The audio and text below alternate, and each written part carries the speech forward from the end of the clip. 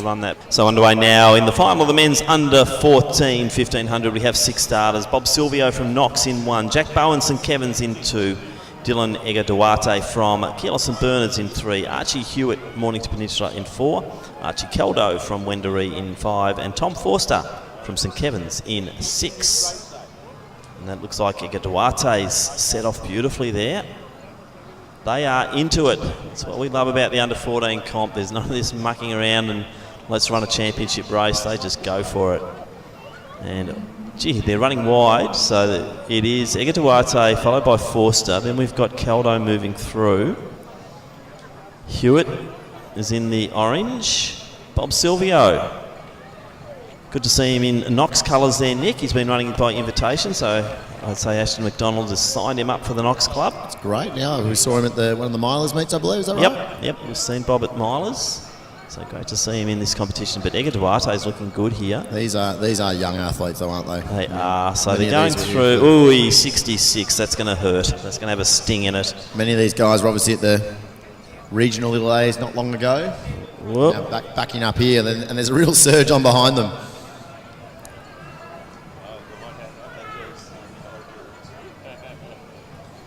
And as these young under-14s race their way around, we'll move to a medal presentation for the women's under-20 1500 metres. In third, winning the bronze medal, representing Athletics Chilwell in a time of 4:36.48. Heidi Demio.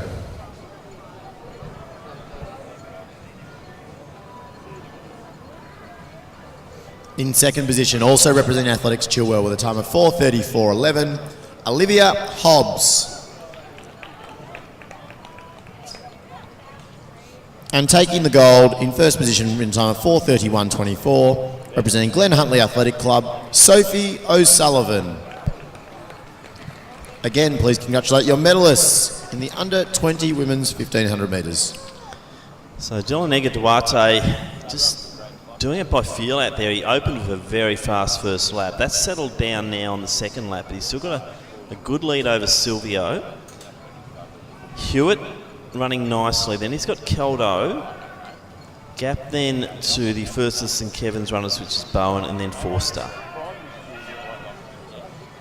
So as we said, a 65-66 opening lap. That's going to hurt a lot of these boys.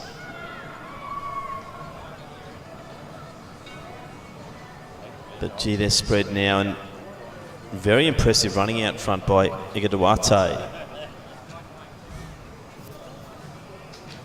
Silvio looking fairly comfortable, but it looks like Hewitt might be closing in.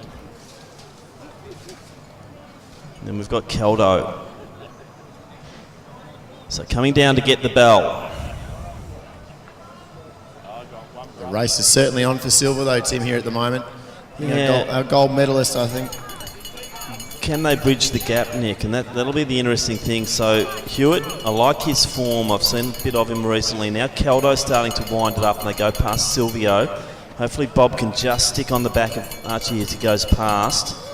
So Dylan's still looking pretty good now as we go into that 300 to go. But as we saw in the last race, a lot can happen over 300 metres. And Hewitt and Keldo, the two Archies, are working together down that back straight, but I think Dylan is just looking too good at the moment, Nick.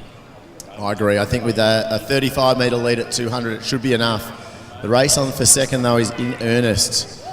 And the two Archies, as you said, with 200 to go, look like they might be ticking over about that 440 or 430 high mark for this 1500. But out in front, it is all Aquila St Bernard's Jr. there being Egger Duarte. Egger Duarte, it is. Yeah. So very impressive running here, Nick. So led all the way through, put himself out there, and Hewitt now starts to extend the gap on Keldo. He'll take silver, but gee, Dylan Egger Duarte, what a run here today. Let's see if we can get him right on the 430 mark. Well, I think he might have broken it. That's great. So Hewitt for silver, Keldo will settle for the bronze, and then Bowen's come through nicely. He'll take fourth, Silvio fifth, and Forster in sixth position. It was not dissimilar sort of times to that under-20 women's race. It was run slightly differently, probably a bit more aggressive in the first lap. Yeah, no, it was really impressive by Dylan. He just went for it, didn't he? And a little bit of, horseplay there. Forster was out hard early.